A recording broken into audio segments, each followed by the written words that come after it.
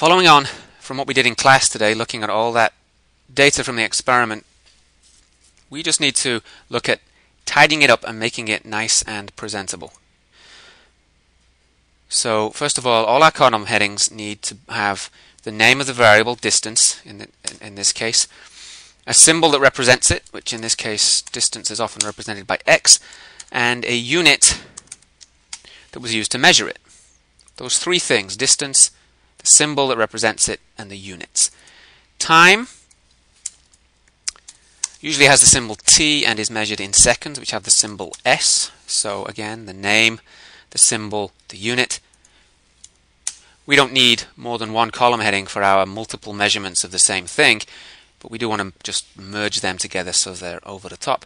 And then here we have average time t average, which is also in seconds.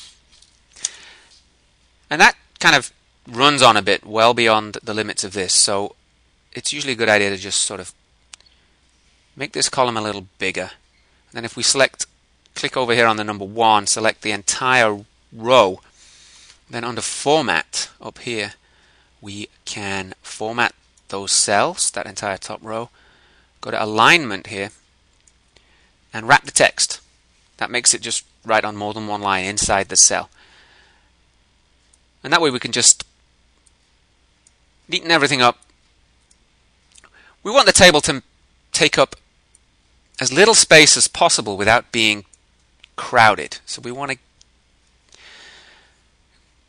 make the columns as narrow as possible without it being too crowded. This has units here which aren't showing up, so I have to move it around a little bit until the units do show up, like so.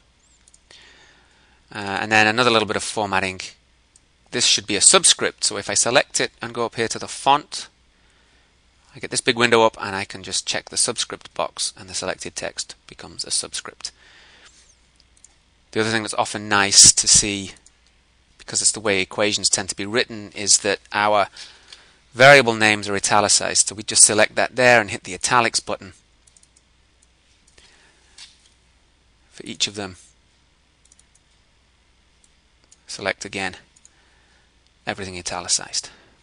And I usually like as well to just select the whole table and use these alignment buttons here to center everything.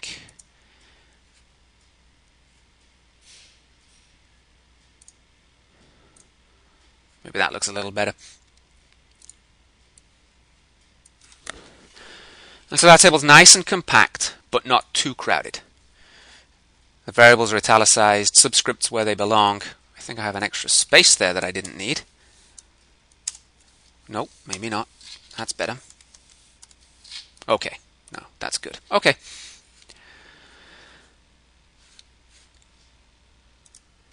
So now, I've got the graph popped up now that you plotted, and we just need to look into tidying the display of that. We don't need this caption on this side, so we can delete that. We want to move the equation somewhere where it's more visible. Just move it around. And then up at the top here under Chart Tools, there are various options for the design, layout, and format of the chart. What we're most interested in right now is going to be the layout of the chart. I like to get rid of the grid lines because they get in the way. So we can turn them off and we just see the data. Each of our axes needs a heading, a title.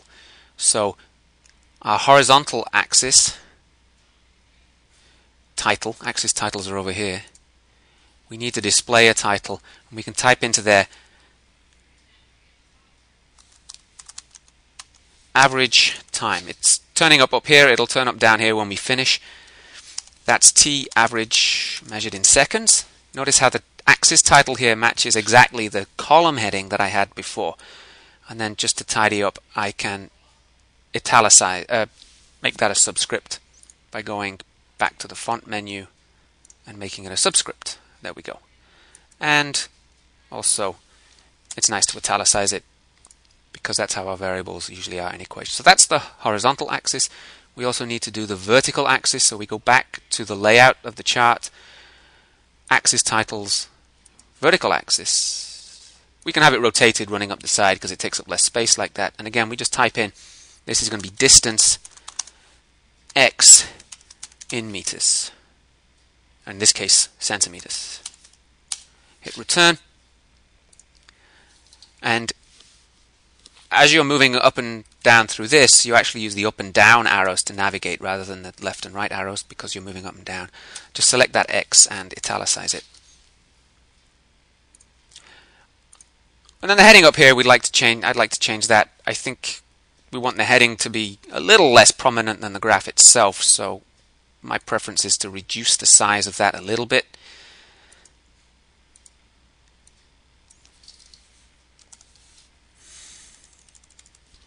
We don't need the units there because then they're on their axes. So we might call this distance traveled by a bubble in a tube versus time.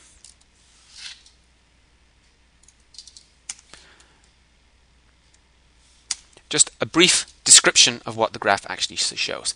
And we have here as well the equation. And we need to modify this because it's not y and x. We've got distance on the vertical axis, so we need to rename that as x. And we've got time on the horizontal axis, so we need to rename that as t.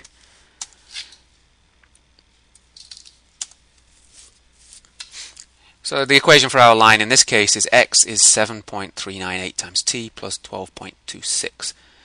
Now if we go back to our original data, we don't have anything better than 2 decimal places in any of our data. So, and in fact our distances are only good to the nearest centimeter. So this is a little too precise. We want to round this off to about 7.4 there, and this would be around 12. 2 digits here because we've only really got 2 digits here. So let's tidy the graph up a little bit. Axis titles, graph title, the equation of the line tidied up a little bit, the variable names changed.